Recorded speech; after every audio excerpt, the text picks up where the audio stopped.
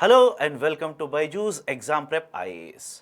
Welcome to Economy This Week session, and in today's video, let's have a discussion on all the important articles that have appeared from 18th of June to 24th of June on Indian economy and related issues. The first very important article that we are supposed to read is regarding the Wto Ministerial Conference. Now, here are certain very important pointers. First and foremost, India is a member of WTO. Many of you looking at or hearing this particular statement will say, sir, tell us something new. We already know this very well.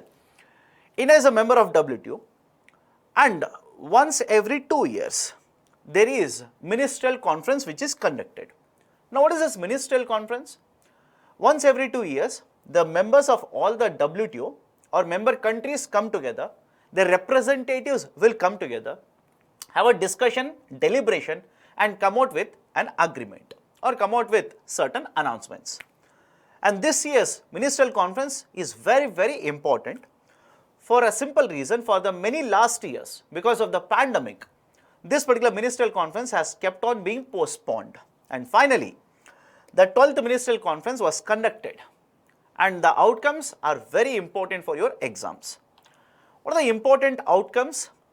The whole agreements that have been discussed, all of these particular agreements can be put under a concept called as Geneva package. For a very simple reason, the ministerial conference was conducted here, hence this is being referred to as Geneva package.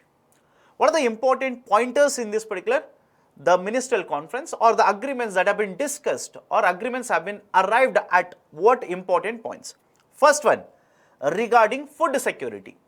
The discussion regarding food security is not anything new. And regarding the public distribution system, that is also not anything new. Year after year, member countries under WTO will keep on bickering or alleging against each other, saying that they are violating the food security norms or the provisions under agreement on agriculture. And for many years now, there has been this particular discussion of having a permanent solution for food security or public distribution system, which is done for food security reasons. Earlier in the Bali conference, there was a discussion, there was no conclusion arrived at. After that also, there was a discussion, no conclusion at Nairobi. And now, again there has been discussion without any conclusion. In this particular ministerial conference, although there was a discussion regarding the food security issue, there was no permanent solution that has been arrived at. It was inconclusive, first point. Second point, many countries, now basically they are concerned that there could be a global shortage of food grains that could spike the inflation rate in the global market.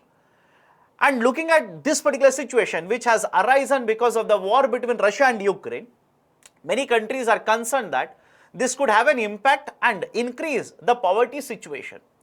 To address this, under this particular Geneva package, now the member countries have stated that they will not impose any export restrictions if the food grains are supposed to be exported from their particular countries. Having said so, it is not new that the countries have already imposed certain restrictions. Take example India.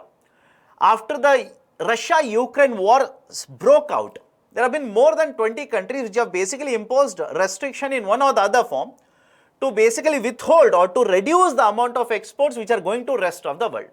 And the reason that these countries have given, including India, is that if the exports start flowing out, and shortage is created in the domestic market, that could lead to inflation. And even under WTO, although the countries have stated that we will not put any restriction regarding export of food grains, the condition is that it should not affect the food security in the domestic market.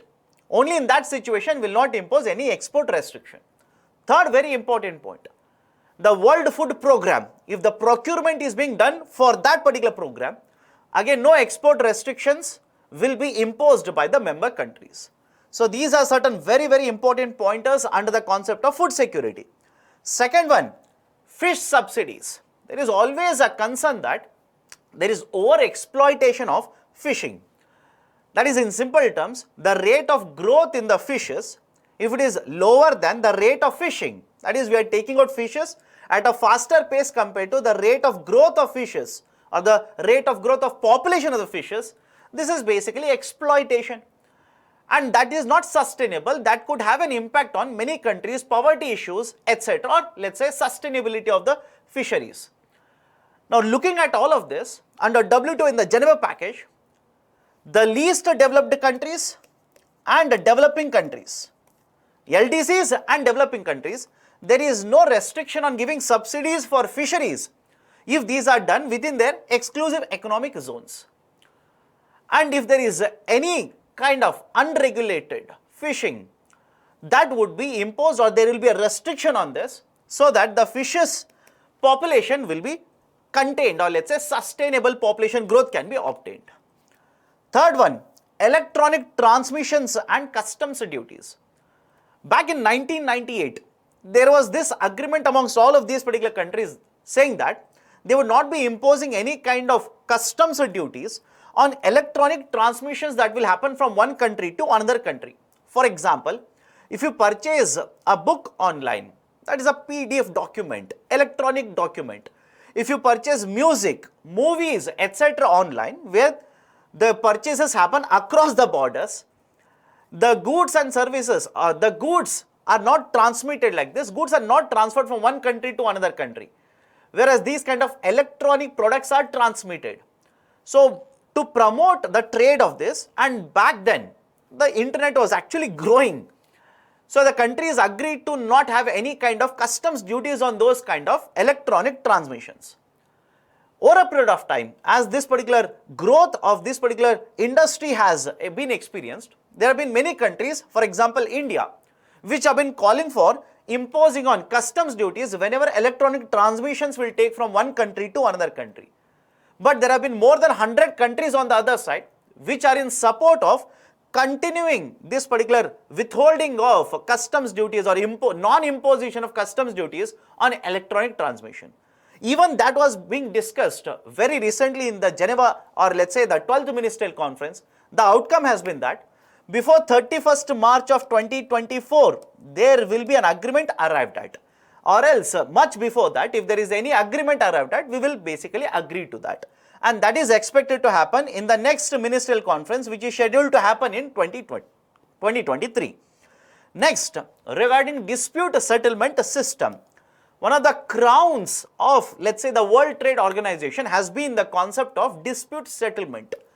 But because of the various issues over a period of time, the dispute settlement body has become defunct. Why? Under the dispute settlement system, there is one authority called as appellate body. And because there has been no appointment, and all the 7 judges or experts have finished their tenure, there is no appointment. This particular process has become useless or defunct, to be very precise here. And number of cases which have been filed under WTO, they have increased.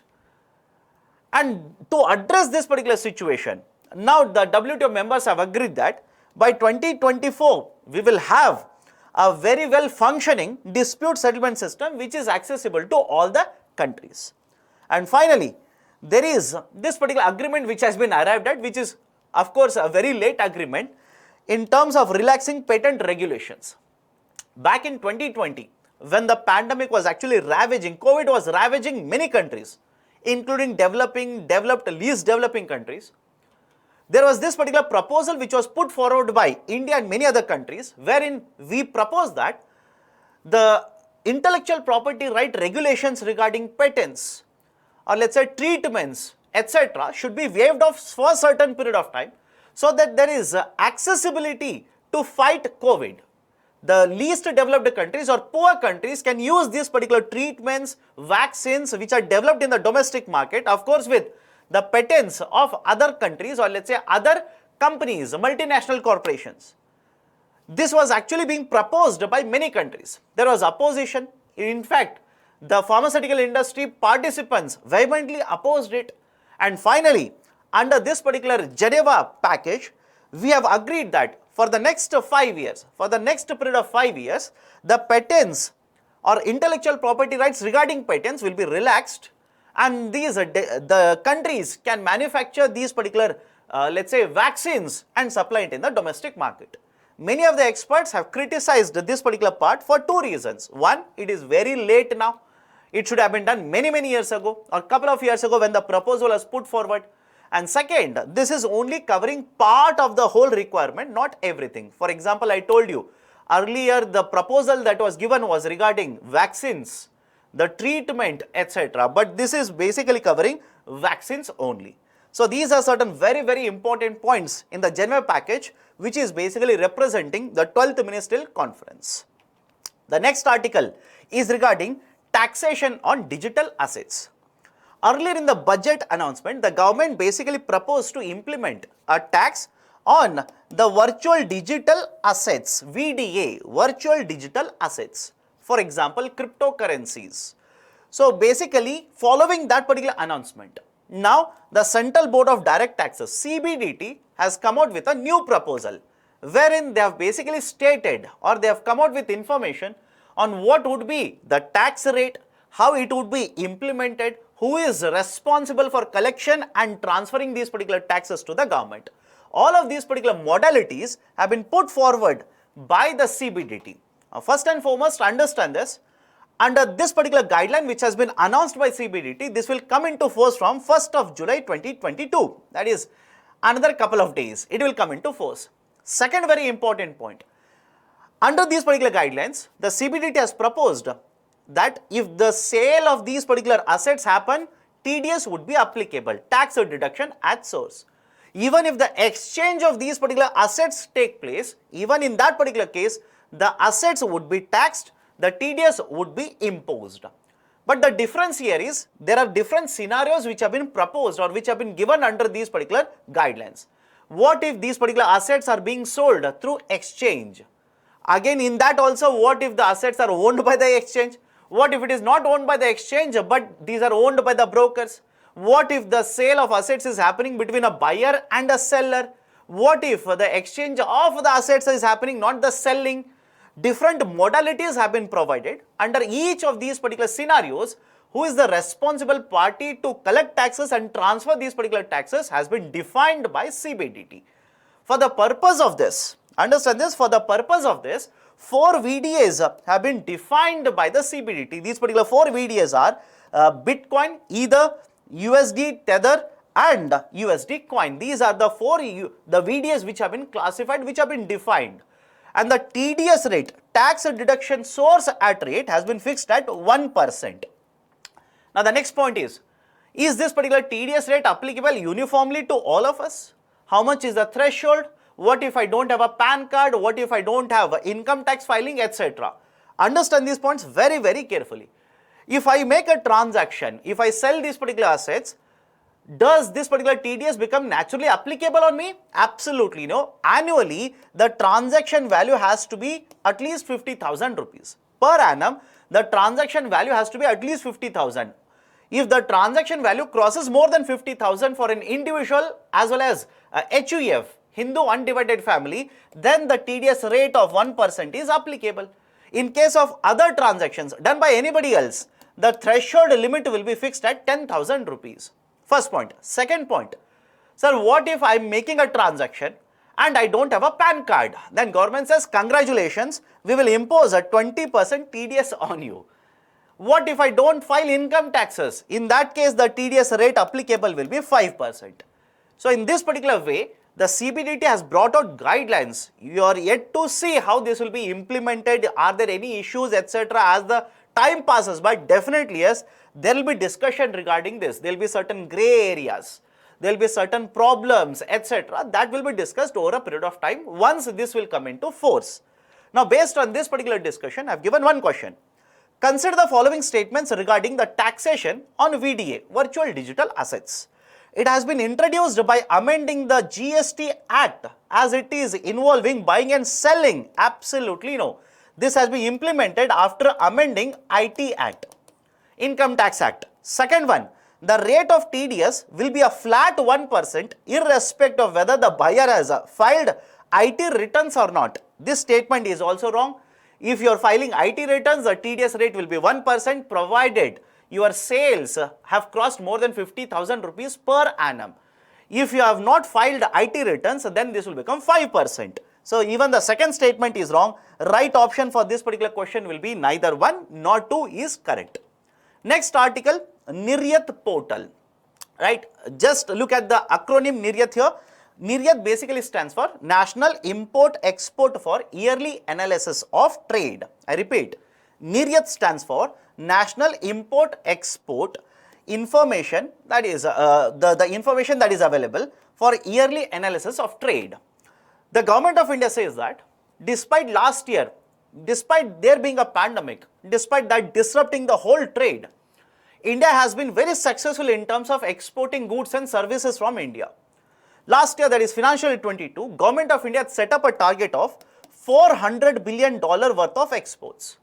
And we were able to not only achieve this, we even crossed this particular target and achieved a $418 billion worth of merchandise exports from India. And when you talk about overall exports, that is merchandise as well as services, we have crossed more than $600 billion worth of exports from India. So when the whole world was struggling because of the pandemic, when the whole supply chain was disrupted, India has been able to export more and more, reach historic highs.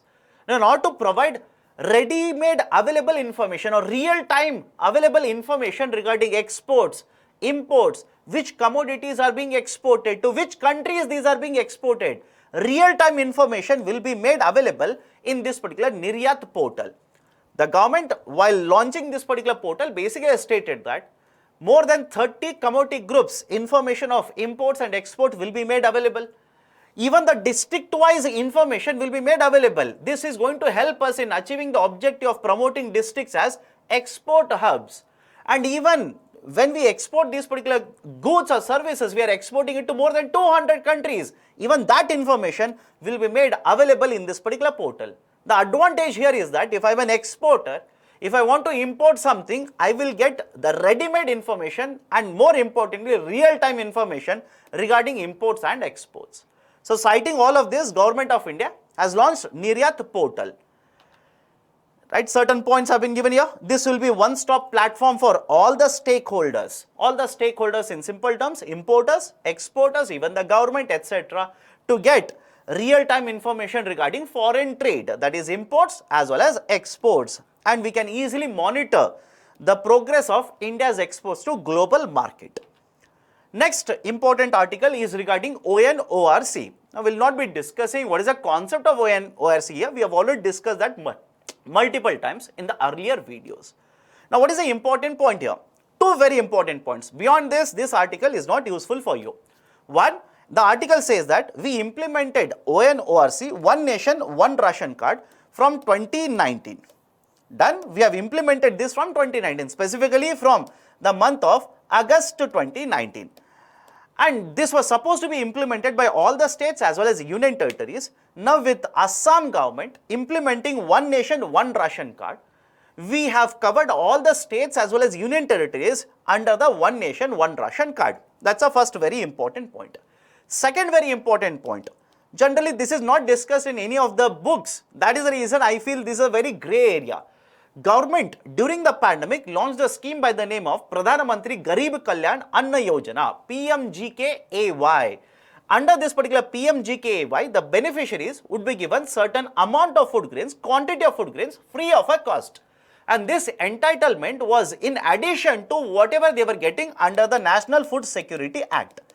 Now, most of the books that you people read, they will simply say that whatever is the data under NFSA, whether you are going to purchase within the state, outside the state, doesn't matter. The buying, the data, that is the beneficiary data, will be available under the ONORC. What about PMGKAY? Is this particular data available under ONORC? The answer to this particular question is there in this article. The article basically mentions that with implementation so far, 71 crore portable transactions have been conducted. Portable means where the beneficiaries have moved from one area to another area and they are getting access to the food grains or the entitlement. But out of this particular 71 crore the transactions, 43.6 crore transactions are because of NFSA and remaining 27.8 crore transactions are basically recorded which have been conducted under Pradhan Mantri Garib Kalyan Anna Yojana. So these are the two very important points which have been mentioned in this article. Apart from that, earlier we have already discussed many of these pointers regarding ONORC, same points have been repeated here. In addition to this, there is one more important article that was appearing or that has appeared in the business line on 27th June. Now, what is this article related to? This particular article is basically related to the concept of the states who are deleting some of these particular beneficiaries. Just make a correction here. I said it was 27th June, rather inconsequential. Right? It is on 24th June. So, what is this particular article all about? This article discusses the initiative of some of the states who are deleting some of these particular NFSA beneficiaries. Some of you might look at the article and say, sir, they are doing wrong. We are supposed to provide the benefits. Why are they deleting the beneficiaries? Reason is very simple. One, whenever you talk about the beneficiaries under NFSA, we take the beneficiaries from 11 and 12 surveys. But over a period of time, what would have happened is, some of the beneficiaries would have died, some of the beneficiaries would have moved, some of the beneficiaries, there could be duplication of data, right, etc. And some of the beneficiaries would have moved out of poverty, right. So, there will be certain criteria based on which the states would include or exclude the beneficiaries. Remember this very carefully. Under NFSA, the central government does not, I repeat, does not identify the beneficiaries. The center basically decides what is the entitlement for the states. It is the state government which will identify the beneficiaries. Now, the state governments individually, they will have certain criteria to include the people under NFSA, and they will have certain exclusion criteria. For example, if you read this particular article, the state government of Uttar Pradesh, what are the exclusion criteria of UP, they have listed here. For example, if you have a gun license, if you have one or more than one gun licenses, then you will not be covered as a beneficiary under this. If you have a tractor, if you have, let's say, incomes, a fixed source of income, etc., there are certain various parameters. So, based on these particular parameters, the states will identify the beneficiaries, but if you are not meeting these criteria, the states will simply remove you or exclude you from the list of beneficiaries. That is what has been discussed here. There could be duplication issue, there could be issue of death, or you are not meeting this particular inclusion criteria, or you might have migrated from region to another region. There could be many reasons. Citing these particular reasons, the states have kept on removing the beneficiaries from NFSA. And one more very important point here, there has been a committee recommendation regarding the coverage of NFSA itself. That is Shanta Kumar committee recommendation. Shanta Kumar committee recommendation basically says, right now you are covering 67% of total of India's population under NFSA. This is very, very high. Reduce it to 40%. Reduce it to 40%. And do not make the same entitlement, increase the entitlement under the NFSA to each of the beneficiaries. So, looking at this particular number or looking at this particular article, some of you might be thinking, great, very often you keep on saying that the government incurs huge amount of subsidy under NFSA. So, if I reduce the number of beneficiaries, subsidy should come down. Not necessarily, for a very simple reason. We are excluding beneficiaries. That doesn't mean that we are not including beneficiaries. On one side, we are excluding some of them. On the other hand, we are including some of them. As a result of that, the entitlement, the total amount of food grains distributed more or less has been remained on the same lines. And because we are not changing the issue prices, but we have experienced a rise in the economic cost of food grains, the food subsidy bill has actually increased. Looking at all of this, I just want to give you one more current affairs point here. Look at all of these particular issues itself. The center has directed Niti Aayog to look at the coverage of beneficiaries under National Food Security Act. So, these are certain important points regarding ONORC as well as the inclusion and exclusion of beneficiaries under NFSA. I have given a question here. Consider the following statements. Center has notified the inclusion-exclusion parameters for issuing the ration cards, which the states must follow. Wrong. Under ONORC, the transactions under NFSA and PMGKY are recorded. Statement 2 is correct. Right option for this particular question will be option B here. Next article, RBI very recently has issued a guideline which has created a type of a flutter in the fintech companies which are issuing prepaid instruments, PPIs. What is this particular PPI? Imagine I will give you a card and I will say already in this particular card 5,000 rupee has been loaded, you can use this particular card to purchase any product in the market. That is a basic concept of prepaid instrument. Now over a period of time, there have been many financial technology companies. I'll use a short form now, fintech companies, financial technology companies or fintech companies, which have been issuing these particular PPIs. As per RBI data, there have been more than 30 fintech companies which are issuing PPIs. Now the problem has been that the RBI says that the PPI should be used as an instrument for making payments. For making payments, you should use this as an instrument. But in recent times, what these fintech companies have done is, these companies, I'll use a short form now, FT. FT is nothing but fintech companies. The fintech companies have entered into an agreement with NBFC, tie-up with NBFCs, and they are using line of credit or credit line, either one of them. They are using line of credit or credit line to basically load the prepaid instrument. In simple terms, the FT which is issuing the PPI, it has entered into an agreement with NBFC. They will make available a credit line, that is simply a loan product to you. As and when you want, this particular PPI can be loaded with amount. Right now, is it allowed? Understand this very carefully. Right now, the argument of RBI is, in case of PPIs, we want this to be loaded with cash or the money directly transferred from the bank, or credit card or debit cards which are issued by the bank, not by others, which are issued by the bank. Why? Only the banks are allowed to issue these kinds of credit cards. But now what this agreement basically entails is, it's a type of a loan product, right? Although the name is different, line of credit, the name is different, it's a type of loan product. Many of you would be confused and say, sir, then what is the difference between line of credit and a loan?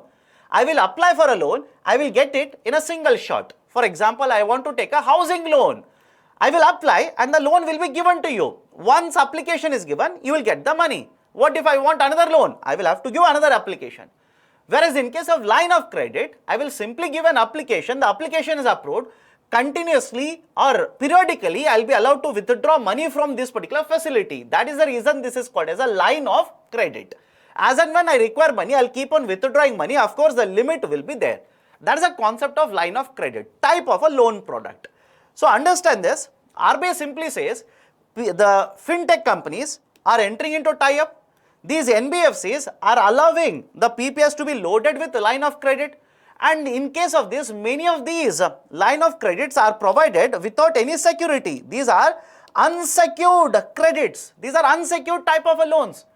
And if these PPIs are basically taking the money in the form of credit like this, line of credit like this, without giving any security, what if in the future the borrower defaults?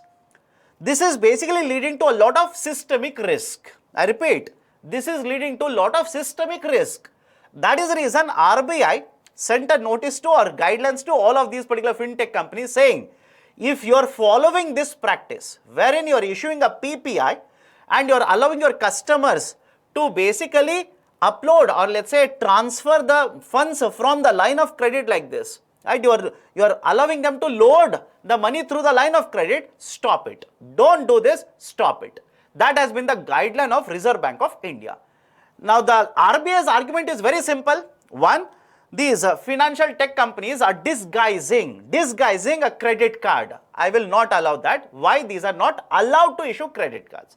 Second, they are loading credit like this without collecting any collateral, without checking any security.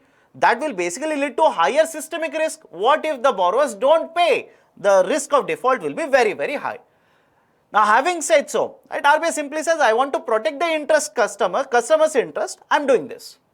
Having said so, what are the concerns here? The concerns are very simple. The players in this particular segment basically say that a lot of people have already utilized this particular product. Now, if I stop it automatically like this, that would create disruption in the market. First point, there is already a type of product which is called as a buy now, pay later. In fact, major types of fintech companies which are there in the BNPL segment are using this particular tool itself. They are saying this will create a problem for the customers. Customers may not be able to repay. That will affect this particular segment. So these are certain very, very important points regarding RBI banning loading via credit lines on these particular PPIs. Next article, pre-pack insolvency scheme. Now already we have discussed in the earlier videos also what is the concept of pre-pack insolvency, etc., etc. I just want to give you an update here. What is the update? If at all a question is asked to you with respect to evaluation of this particular scheme, it has been many months since starting or launching this particular scheme. Despite launching and despite it being so favorable, right, because please understand this just in a nutshell here, if a company is dragged under IBC, the management of the company would be suspended. The insolvency professional will take over the management of the company. But the beauty of the pre-pack insolvency resolution is that PIRP, the short form is PIRP, is that the management will not be suspended, but the condition is that the management will have to enter into an agreement with the creditors to basically restructure the loan. That has been the process of pre-pack insolvency resolution process. So far, only 2 companies in the financial year 22, only 2 companies have been admitted or have been covered under pre-pack insolvency resolution, which simply means despite giving this particular facility, companies are not coming forward to utilize. And when I say companies, this is available to MSMEs, micro, small and medium enterprises. So despite providing this facility, only 2 MSMEs so far have come forward and have conducted the resolution under the pre-pack insolvency resolution. What are the issues? What is the problem here? The problem is said to be, one, Government of India in the last 1 year or let's say 1.5 years has provided lot of measures, has taken lot of measures along with RBI to ease the pressures in the liquidity market, and that has helped the MSMEs which have been able to recover. That's the first point. Second point is, the expert or the author of this article basically says that because there is RBI's, right, the resolution process, there is an alternative resolution process which has been proposed by RBI, which is being implemented since 2019 in India. Many companies feel that that is a much easier solution, much cheaper also, much less time consuming compared to this particular process. And that is the precise reason, even if there is a distress, the MSMEs or the companies are using that rather than using the PIRP. Done? So this is the gist of the article provided here. Next article, production linked incentives for telecom companies. Very simple, understand this. We already have launched a scheme by the name of production linked incentive, PLI. Under this particular PLI initiative, we have covered many sectors wherein we are promoting investment as well as manufacturing within India, either by the foreign company or by the domestic company, doesn't matter. Now continuing that particular initiative, very recently Government of India has announced that the PLI would be extended for telecom companies. This is for a very simple reason. One, the government very recently conducted the 5G rollout or 5G test, and in the coming months we expect the 5G to be rolled out in India. In that particular context, we need more and more investment, we need more and more development in this particular segment. And that is the reason why Government of India has stated that we will be extending PLI to cover more of these companies under telecom. Now what has been proposed under this? This is available for both MSMEs as well as non-MSMEs. It will be available for both of them. That's the first point. Second, whether it is a foreign company or domestic company doesn't matter. All of them will be eligible to invest under this. Third very important point, the minimum amount of investment, the threshold amount of investment that has been fixed is 10 crore for MSMEs and 100 crore for non-MSMEs. But more importantly, understand this. More importantly, the incentives that have been announced will be in the range of 4 to 7%, 4 to 7%, and if it is an MSME unit, then 1% extra incentive will be provided to this particular MSME unit. I'll repeat it. If it is an MSME unit which is investing and meeting the threshold criteria and is able to have incremental sales, then right, the government has announced that 1% extra incentive, additional 1% incentive will be provided to these MSME unit in the first, second as well as the third year for these MSMEs. So these are certain very important points regarding the extension of production linked incentive scheme for telecom companies. So that's it for this particular week. We have covered all the important articles that are relevant from 18th June to 24th June 2022. If you like this particular initiative, hit the like button and provide a valuable comments in the section below. And if you have not yet subscribed to BYJU'S Exam Prep IAS, kindly do. Thank you. Have a great day.